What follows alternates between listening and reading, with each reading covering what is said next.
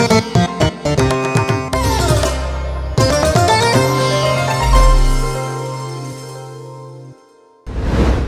প্রিয়জনেরা কেমন আছেন? ভালো আছেন তো? প্রভুতে আনন্দিত থাকুন, ভালো থাকুন। কোনো ব্যাপার নিয়ে চিন্তা করবেন না, ভয়ও করবেন না। আপনি যেগুলি জিনিসকে ভয় করেন ঈশ্বর পাল্টে দেবেন। আজকে হয়তো আপনি এই কথাটা বলছেন, ঈশ্বর ভুলে গেছেন, ত্যাগ করে দিয়েছেন। কঠিন পরিস্থিতি দেখলে মনে হচ্ছে ঈশ্বর সঙ্গে নেই। আজকে হয়তো আপনার পরিস্থিতি এমন দেখতে লাগতে পারে, কিন্তু এটা সত্য নয়। চলুন আমরা দেখি বাইবেলে বাক্য কি বলছে। গীতসংহিতা 94 অধ্যায় 14 পদে ঈশ্বর কি বলছে দেখি। সদাপ্রভু নিজের প্রজাদেরকে দূর করবেন না, নিজের অধিকার ছাড়বেন না। ঈশ্বর আপনাকে ত্যাগ করবেন, এটা কি সম্ভব? উনি কি ছেড়ে দেবেন?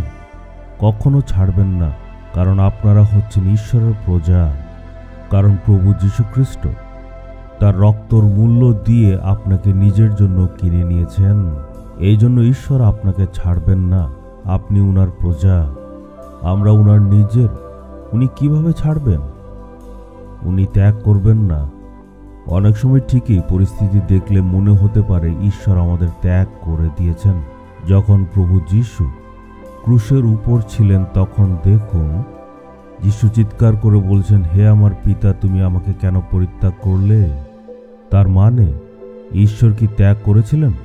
প্রভু যীশুর সংকটের মধ্যে দিয়ে যাচ্ছিলেন, একটা খুবই কঠিন পরিস্থিতির মাঝে যাচ্ছিলেন। একইভাবে আমাদের জীবনে অনেক সময় এমন ধরনের কঠিন পরিস্থিতি মাঝে দিয়ে আমাদের যেতে হয়।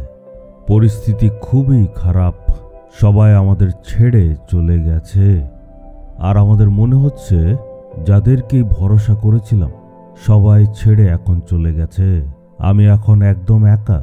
এমন পরিস্থিতি হবেই। ওই সময় আমাদের মনে হয় যে ঈশ্বর আমাদের ত্যাগ করে দিয়েছেন। এটা কি সত্য? নিশ্চয় না।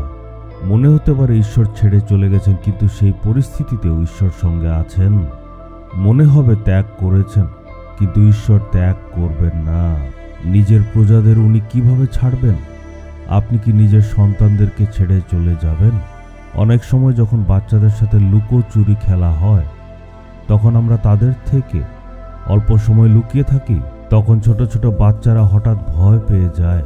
তারা খোঁজাখুঁজি করে, মা কোথায়, বাবা কোথায়, এমন তারা করে। যখন দেখে কেউ নেই, ভয়ে তারা চিৎকার করে বলে, মা কোথায়, বাবা তুমি কোথায়? এর মানে কি আপনি নিজের সন্তানদের ছেড়ে চলে গেছেন? না, অল্প সময়ের জন্য আপনি লুকিয়ে আছেন, দূর থেকে কিন্তু দেখছেন। অনেক বাচ্চাদের হয়তো একটু সাহস থাকতে পারে, তারা বলে যে, হ্যাঁ মা, আমি জানি তুমি কোথায় লুকিয়ে আছো, বাবা আমি জানি কোথায় আছো। আবার অনেক বাচ্চারা এতই ভয় পেয়ে যায়, তারা ফট করে কাঁদাকাঁদি শুরু করে দেয়, মা বাবা তোমরা কোথায় চলে গেছো? ওই সময় মা বাবা দৌড়ে আসে, বলে আমি আছি।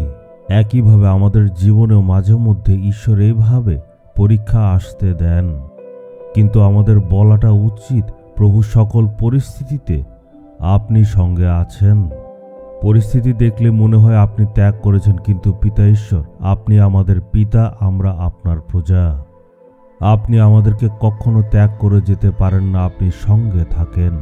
এমন যদি আপনি বলেন, ঈশ্বরের মনে আনন্দ হবে, আমার ছেলে আমার মেয়ে আমার উপর এত বেশি ভরসা করে। এমন উনি মনে মনে বলবেন। আজকে আমাদের এই কথা বলতে হবে, হে প্রভু, আপনি কখনো ত্যাগ করবেন না, কারণ আমরা আপনার প্রজা। আমাদের বলতে হবে, হে পিতা, আপনি কখনো আমাদের ত্যাগ করে যাবেন না। প্রভু যীশু তার মূল্যবান রক্ত দিয়ে আমাদের উদ্ধার করেছেন। ঈশ্বরকে বলুন, প্রভু আপনি সৃষ্টিকর্তা, আমরা হচ্ছি প্রজা। এমন বললে প্রভু অনেক আনন্দিত হবেন আর আমাদেরকে আশীর্বাদ দেবেন। এমন যদি বলতে পারি, ঈশ্বরের প্রেমটাও আমরা বুঝতে পারবো। আপনি কি এমন বলেন? অনেক সময় আমিও এমন বলেছি, প্রভু আমার মনে হয় আপনি সঙ্গে নেই, কিন্তু আপনি আমার সঙ্গেই আছেন, কারণ আপনি প্রতিজ্ঞা করেছেন আমি তোমার সঙ্গে থাকব।